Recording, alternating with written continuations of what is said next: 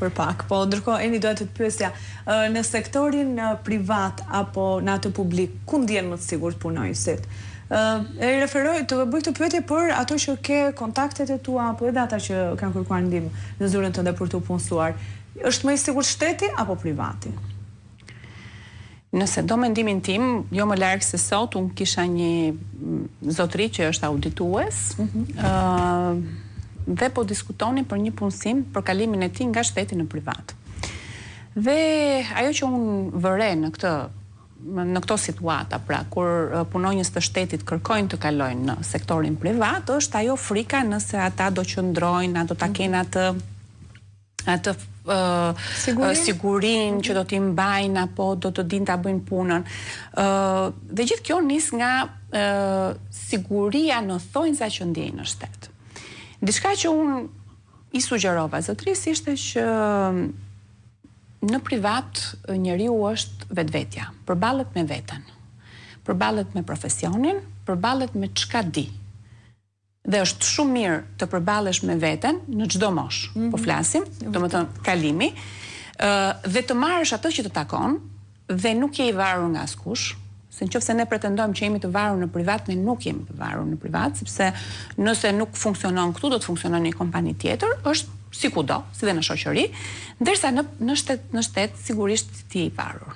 Je i varur dhe besoj që shumica e punojësve të shtetit, e nënpunësve shtetëror, nuk janë vetvetja. Nuk janë në atë nivel teknik që duhet janë, sepse aq janë edhe kërkesat në shtet. Pra janë gjëra të kufizuara. Privati ka një ritëm tjetër, ka trajnimet, ka zhvillimin e karrierës, po ti nëse ti je ambicioz ti mund të arrish të jesh dikushi. Pra, për mendimin tim, sektori privat është shumë herë më i mirë se sa shteti. Po për punojësin, ti mendon që punojësi vetë mendon se shteti ka më shumë siguri? Është një mentalitet ky i trashëguar, i cili... Pse ka vetur?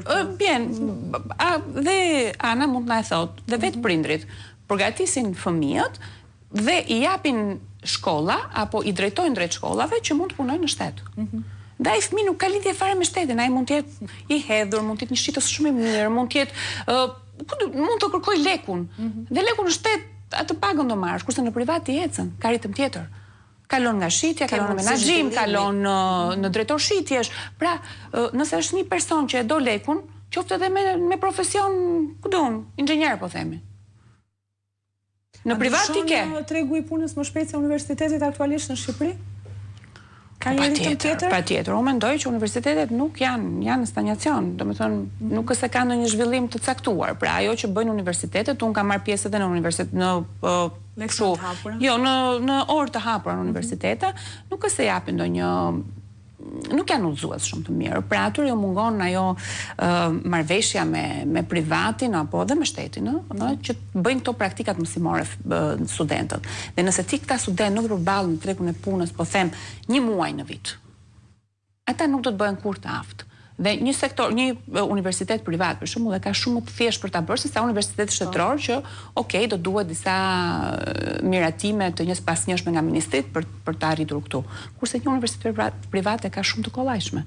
Pra, nëse ne këta student i përballim me tregun e punës, sepse vetë studentët punojnë, gjatë kohës që ata janë në shkollë, kërkojnë punë, bëjnë punë të ndryshme, përballen me tregun e punës, dinë çfarë bëjnë, por në momentin që përballen dhe me atë çka ata po studiojnë, ata do ta kuptojnë që vitin e parë bëjnë apo nuk bëjnë për atë.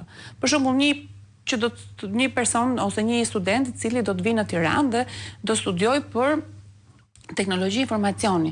Nëse ti e vë që vitin e parë, sepse e ka dërguar mami apo babi, kanë patur vizion për ta dërguar dhe ai nuk ka dashur. Ka dashur të bëhet mjek apo të ka dashur të bëhet arkitekt. Në vitin e parë e kupton bën apo nuk bën për tregun e punës, i pëlqen kjo gjë apo nuk i pëlqen kjo gjë. Dhe kjo gjë duhet të bëhet urgjentisht edhe nga universitetet shtetërore dhe nuk humbim kohë. Ai mund të ndrojë deg dhe ka humbur vetëm 1 vit. Kurse kështu ai humb 5 vjet, pa e kuptuar dhe pastaj futen në një ngërç. Pra, nuk po them shumica, po them që ka student apo ka të punësuar që janë në ngërç, sepse nuk kanë studiuar atë që kanë dashur, nuk bëjnë atë që kanë dashur, janë dhe automatikisht nuk janë punonjës të lumtur, po themi. Me qartë.